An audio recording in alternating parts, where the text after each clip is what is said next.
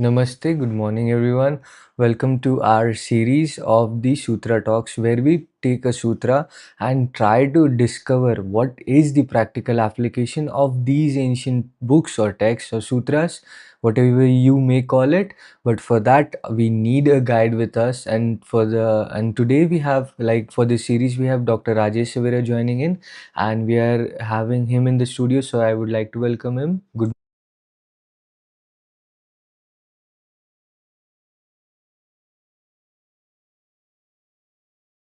Namaste and good morning, Dhruv. Have Mahesh with us. Good morning, Mahesh. Thank you for joining in. We will Good morning, sir. go.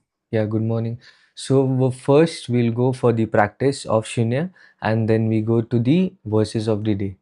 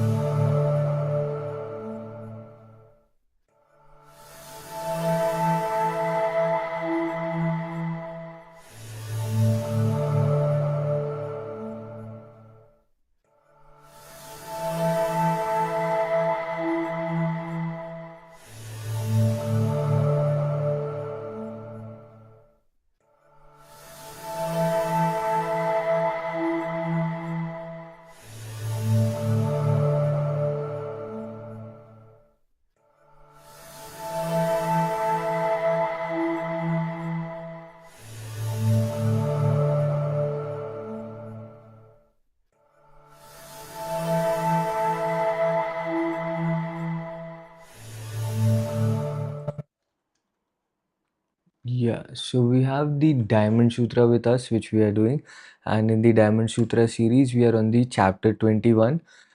Just to take everyone through the chapter 21 quickly, it's saying is not saying, and then I'll read the verses and then we can continue on the discussion part. So, Subhuti, do not assume that the Tathagata thinks he has something to teach. Do not even have such a thought. Why is this so? If someone says that the Tathagata has something to teach, then he is slandering the Buddha because he does not understand my real teaching. Subhuti, in the teaching of the Dharma, there is no Dharma to be taught. Just by the name, it is called teaching the Dharma. Then the wise Subhuti said to the Buddha, Bhagwan, will there be in the future ages some beings who, upon hearing, will believe this Dharma?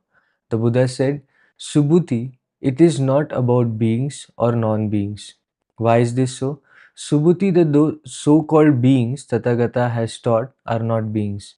Just by the name, they are called beings. Yeah. Yeah, so here it's again the continued discussion between Subhuti and the Tathagata, Buddha himself. And here Subhuti, he's asking question. Subhuti, do you assumption that the Tathagata thinks he has something to teach? So he's also telling that are you having an assumption that the Tathagata has a thought or thinking that he's teaching something? If you have such a assumption as a thought in you, take that out, because that's not right, because you cannot say something. Because if someone says that the Tathagata has something to teach, then actually he's slandering the Buddha himself, because he's saying that if he has to understand the Buddha, you have to understand that Buddha doesn't have a something to teach. Because when you have to teach something and that is based on your need, then there is an agenda in it. So if I have to teach you to let's say to hold a gun and then shoot, if I'm teaching you that and that teaching has an agenda that I'm going to give you a task after this and that this is what you're going to do, then that is not teaching, that is already training you for something that is going to be not only detrimental for you but detrimental for the society also. So a good teacher does not train, he teaches without an agenda, gives that person the freedom to understand it. and apply it when and where he needs it, not when the teacher needs it. You don't become the slaves of your teacher because they have trained you. That is Hmm. why in India, the concept about Guru Dakshina means, hey, teacher, you taught me, you tell me what you want, I just pay off and everything is okay. So just tomorrow, if you are my enemy, I'm going to shoot you also. And that's what Arjuna does in Mahabharata. Even Dronacharya, he doesn't leave him also. Hmm. Even the teacher, he goes after him. So this is the case, because teaching is basically that freedom that one gets because somebody has taught him without an agenda. So a great teacher never has an agenda. And here Buddha is again teaching something not to enslave somebody, but to free somebody. Okay, so Subhuti, in the teaching of the dharma, there is no dharma to be taught. When you're teaching something, do not have fixed concepts and ideas made into the mind of the student. Because once they are fixed, and this is how my teacher told, whatever happens, I'm going to do it this way, finished. It cannot be work that. You have to tell them the flexibility of how a learning process creates that independent mind that can have that person himself have his own creativity, curiosity, and independence to do and act as and when he gets a chance.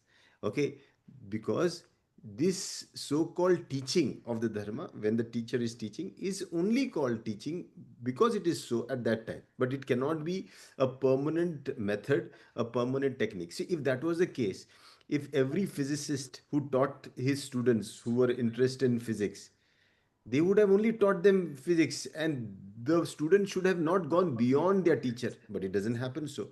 Great students go beyond the teacher's teaching. They go beyond because they have really got their teaching. But students who stick to the teacher's teaching can only reach as far as the teacher has gone. They cannot go beyond that.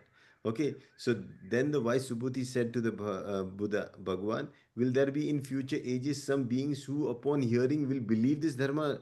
Means what you're saying right now, in future, will there be beings who will believe this? So Buddha says, hey, again, you're getting lost.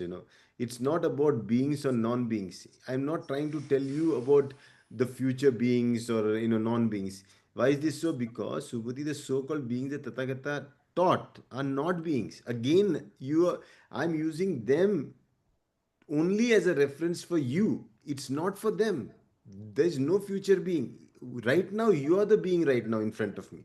I'm teaching this to you. I'm not here to teach the future generation. I'm teaching you because you are the person right now in hand with me.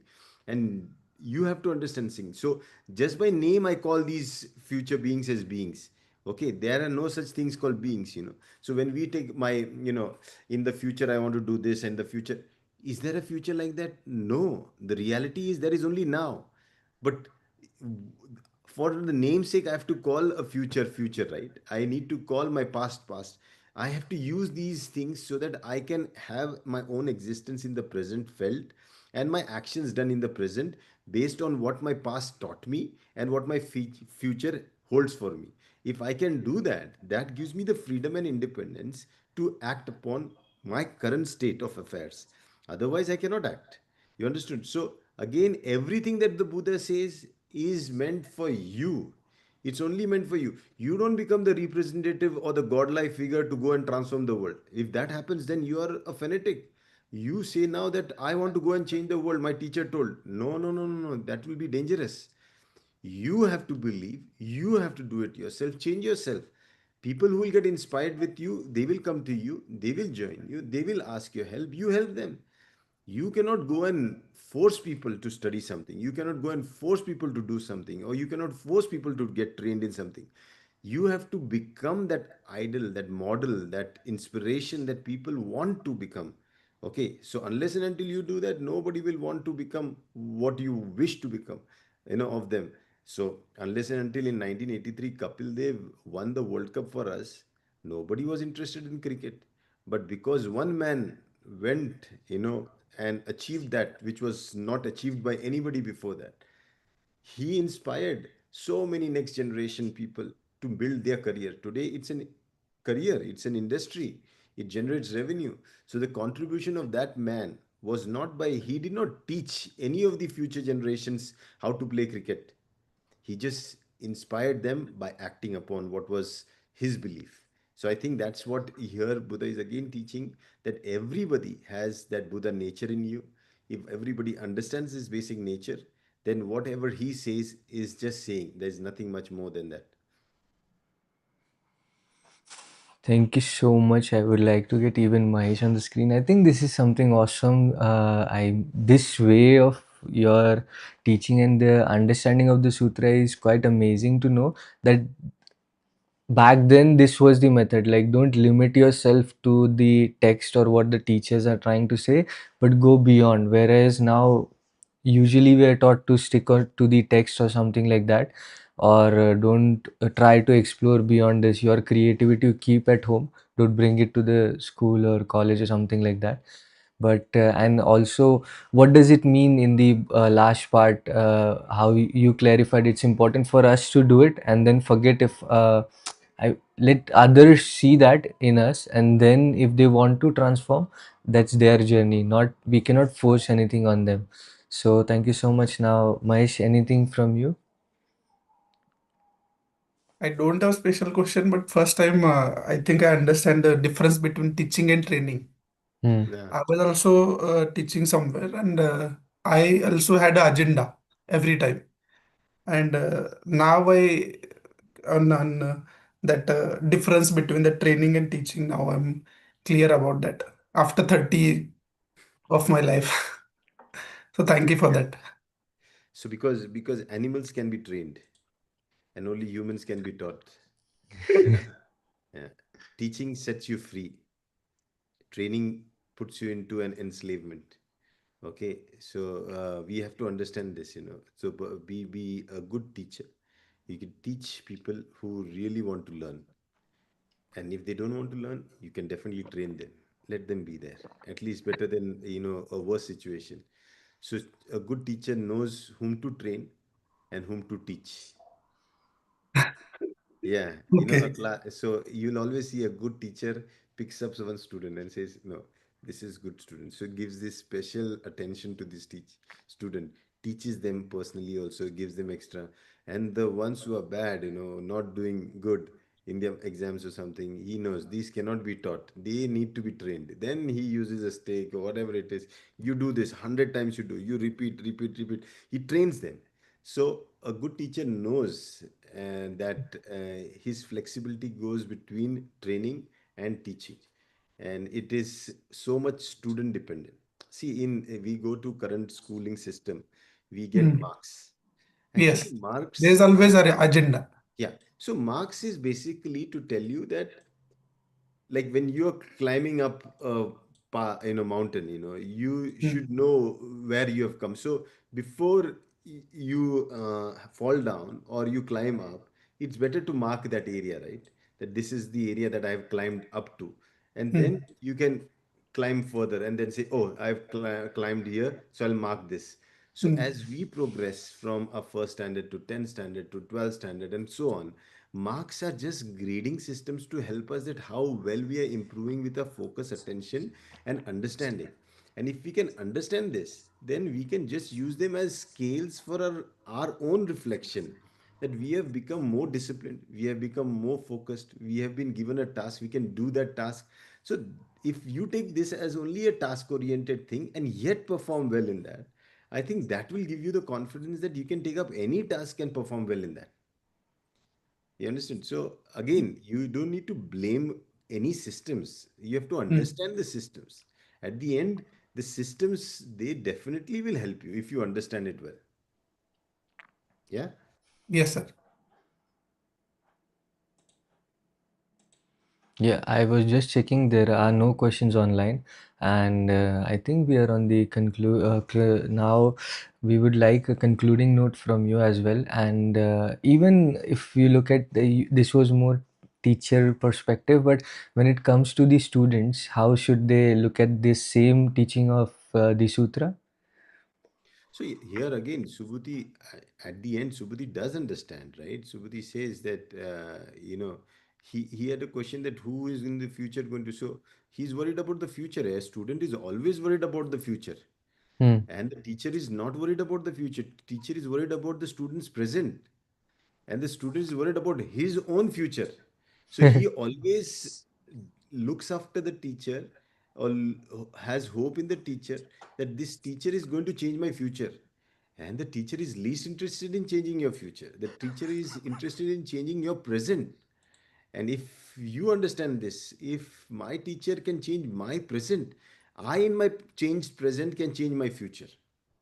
No teacher guarantees any student's future. No, and cannot. He cannot guarantee. But he can guarantee a change in the present. And that is why your submission to a teacher with that faith that I have found a good teacher who keeps on, working on my present state of mind, present state of my conditioning, and my present, aspiration, dreams, and everything in the present. If he's doing that in the present, then that's a great teacher. But if somebody only gives you, oh, don't worry, you do this, in the future you'll become like this, just unnecessarily giving hope, aspiration, dreams, desires, and keeping you hopeful about a beautiful future when everything is so uncertain, that will not be a great teacher. So a student has to realize that I am in close association with my teacher only and only to change my present state, my present conditioning, my present matters that are actually holding me at this stage of ignorance. If I can change this state of my ignorance into a state of my knowledge, if my state of understanding, then I have the skill set that in future, even when the teacher is not there, his idea, his concepts have helped me to manage any state of ignorance as we dwell into the journey of knowledge. And I always use the word knowledge is the edge of what you know. So there is always an edge where you know, and beyond that edge you don't know. So you will only seek knowledge beyond something that you don't know, right? So you cross the edge of what you know into the matters where you don't know. And that's exactly where the teacher's light helps you in the darkness of future times. And hence you should realize that a good student needs to find a good teacher. If he finds a good teacher, whatever it costs, because a good teacher will always trouble you in the present. He will shatter your present existence, because that's what his job is. He has to, if he has to carve you, he's going to use the chisel and the hammer. If you're a hard stone, if you're soft mud, he's going to put water and he's going to pound you with his legs to make you soft so that he can make you into a pot. He's going to do something with you in the present, and that you can say permission, that right for him to do whatever he wants to do with you is very important. Only then can he make you a material that will be worth the future, things that you want to do. Yeah, thank you so much. I mean, a great perspective of it, because when you started, the teacher doesn't care about the future. I was worried, where is this going to go? But then you made us realize that it's all about the present again. If you can change in this moment, then the future also has changed for you. Thank you so much. That was great of you. And thank you so much, Mahesh, for joining in. We are on time. With everybody's permission, we end the today's session here. Okay. Thank you. Namaste. Bye bye. Namaste.